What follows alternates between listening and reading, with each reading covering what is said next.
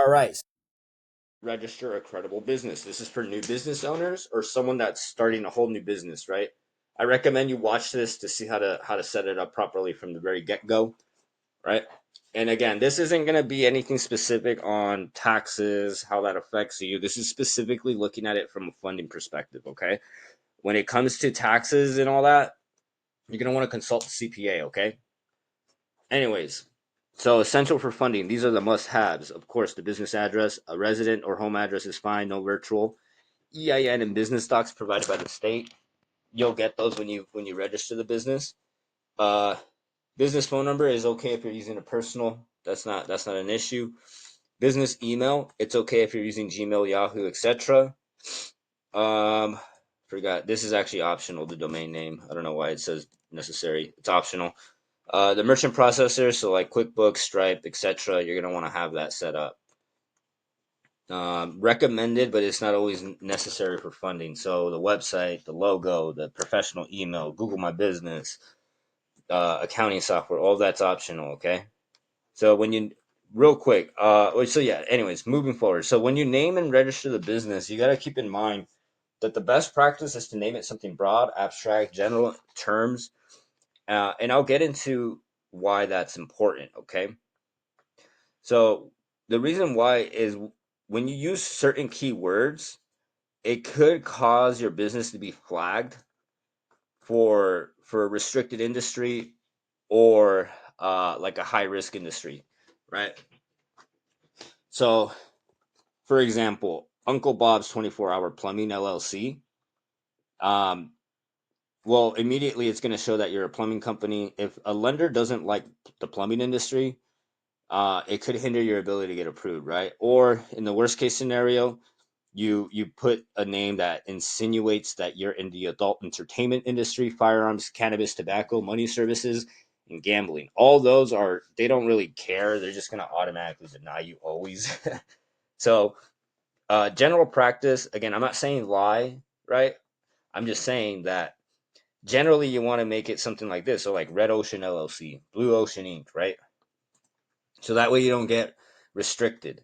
And there's more here, like anything that includes words like crypto, credit repair, investments, etc., right? Those are all high risk, automatic denials. Just by naming your business name the wrong way, right? A lot of times lenders don't even care. They're not even going to want to like hear you out. And you got to keep in mind we're dealing with corporations and banks. These guys they don't have feelings, okay? So that's why I'm telling you to do it this way. Well, I'm not telling you, right? I'm recommending it. You know, if you need help naming the company, you can use NameLix or Lean Domain Search to get ideas, or like ChatGPT, right? Like ChatGPT. There's so many different tools out there at this point. The business address, as I mentioned, no virtual addresses cause automatic denials, and the reason behind this is lenders prefer a physical address like a home or office over virtual. Theoretically, after you get approved, you can just cancel your virtual address or the PO box and just disappear forever, right? Home-based businesses are fine. It doesn't hurt your chances of approval. They understand now that there are many home-based businesses. Okay, like the gig economy is a thing. It's growing by every single year, right? Registering your business. So first, let's address one thing. This isn't tax advice. Okay, this is strictly how to set up the entity so that it's credible and fundable. Okay. There's a couple ways to do it. So you can get a CPA. A CPA can do it all for you, right?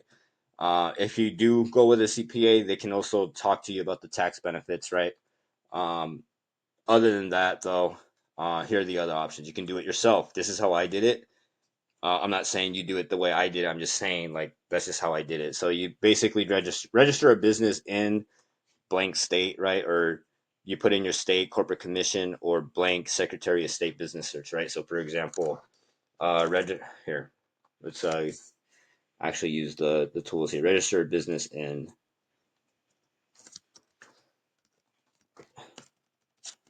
here, and let's just do a random one like Montana.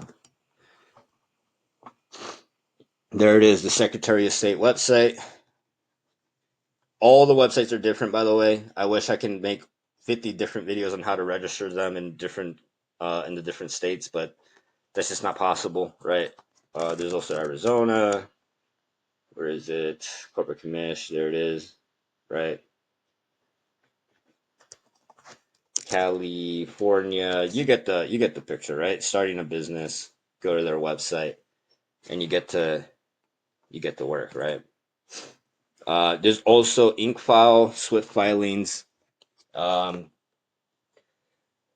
or an attorney, right?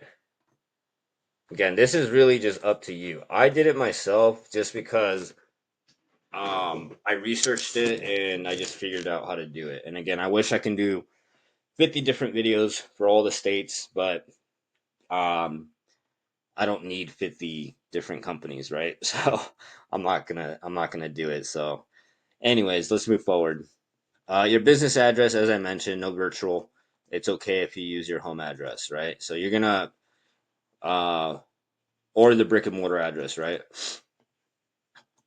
And you're gonna want to have all that when you're registering your company, right? So I hope that makes sense. So basically, come up with the business name, come up with like three or four, so that way if one's taken, you have another one that you can use. And then for the address, I recommend using the home address if you do not have a brick and mortar. And again, home addresses are fine. After you register everything and you get your articles of incorporation or organization, you're going to want to go here to the IRS website to get your free EIN. EINs are free, they do not cost money. Okay. Um, so, look, IRS EIN. You can literally just Google that. And then here it is. You go here. And you can get one every 24 hours or something like that. So you go apply, begin application, and then you select what you are, right? So like LLC, continue, continue. You can read through it if you want. How many members are there? Again, let's just go as far as I can. Started a new business or whatever applies. Well, in your case, actually, it'd be starting a new business. So David, um, addresses. Yeah, you see how easy it is here. I'll just keep going through it.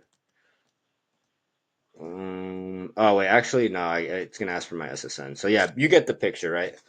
Um, you choose I'm the one doing it. If it's you, if it's a third party, like you're not gonna do this. Your CPA would be the one doing it, right? So, anyways, hope that makes sense. That's clear. And then your merchant processor, right? You need to find a way to accept. You need to be able to accept payments.